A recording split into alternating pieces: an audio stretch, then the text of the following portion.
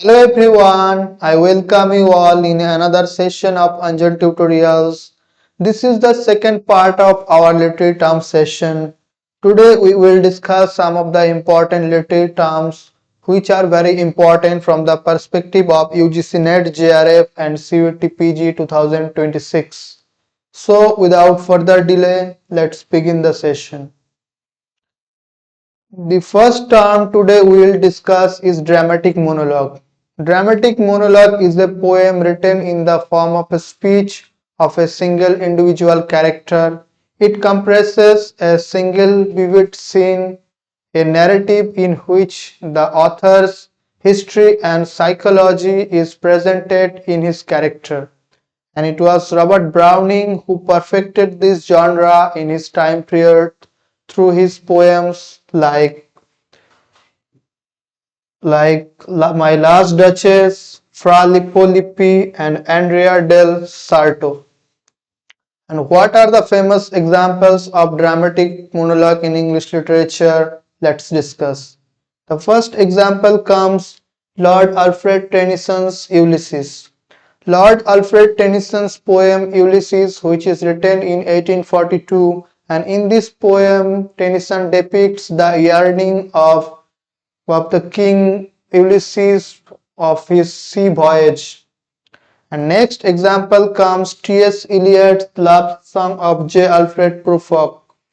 T.S. Eliot's love song of J. Alfred Prufrock, which is published in 1915, and in this poem Eliot depicts the old age insecurity of Prufrock to propose a beautiful girl. And after dramatic monologue comes elegy. Elegy is a poem written in the form of a elegiac stanza. It is written on the subject matter of change and loss or death of someone, and it is often written in about complaint of love.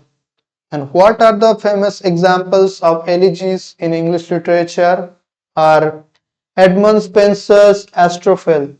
Edmund Spenser's Astrophel, which is written in 1595 on the death of his beloved friend Sir Philip Sidney. Next comes John Milton's Lycidas.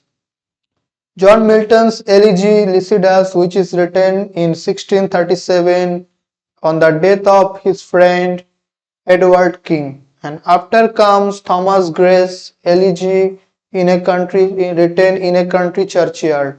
Thomas Gray's elegy written in a country churchyard, which is published in 1751, is an elegy written on the death of his friend Richard West. After comes P.B. Shelley's Adonis. P.B. Shelley's Adonis is an elegy which is written on the romantic poet John Keats. And after comes Lord Alfred Tennyson's In Memoriam. Lord Alfred Tennyson's poem In Memoriam, which is published in 1850, is also an example of elegy which is written on his friend Arthur Henry Hallam. And next comes Matthew Arnold's Tiresias. Matthew Arnold's Tiresias is an elegy which is written in 1865, and it is written on the death of his friend Arthur Hugh Clarke.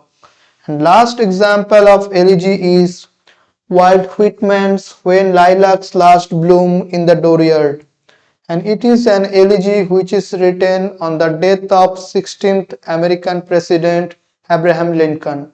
And these are the example of famous elegies in English literature. After elegy comes enlightenment.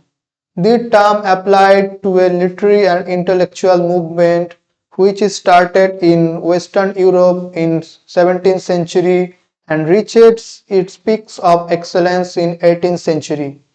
And it was Immanuel Kant who wrote the essay What is Enlightenment in 1784. And in this essay, Immanuel Kant says that enlightenment is the liberation of mankind from his self-caused state of minority. According to Immanuel Kant, enlightenment is a philosophy which enlightens one from his ignorable state to knowledgeable state. And who are the king thinkers of enlightenment are Francis Bacon, John Locke, William Godwin, and this is about enlightenment. After enlightenment comes epic.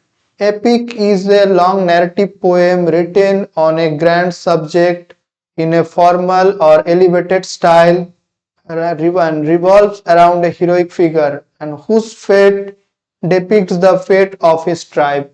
An epic is divided into two kinds: primary epic or traditional epic, and literal epic or secondary epic. Then, what are the examples of epics? Let's discuss. Homer's Iliad and Odyssey, which fall under the category of primary epic, and it is primary epic because the beginning and end of the poem is written on first-hand point of view. After that comes Virgil, Aeneid, and Milton, Paradise Lost, which are examples of secondary epic because they are written on the basis of primary epics. And after epics come fancy and imagination. Fancy and imagination are two important literary terms which is introduced by the romantic critic Samuel Taylor Coleridge in the chapter 13 of his 1817 critical work Biographia Literaria. And in this work, Coleridge defines fancy is a rational and decorative quality. It has no other qualities counter to play but fixities and definities. According to Coleridge, fancy is only combined two things together. On the other hand, he depicts imagination as an assemblastic power, means it shapes two things into one and make a new thing. Coleridge also says that it is an intuitive and unitive faculty that sees whole behind the parts. Behind the two things, Coleridge in imagination sees the two things combined together and make a new things. And this is Coleridge's fancy and imagination. And those of you are preparing for CUET-PG 2026 and UGC NET JRF, don't forget to like, share and subscribe our channel to get more UGC NET and CUET-PG related study materials and classes. Thank you everyone for watching this.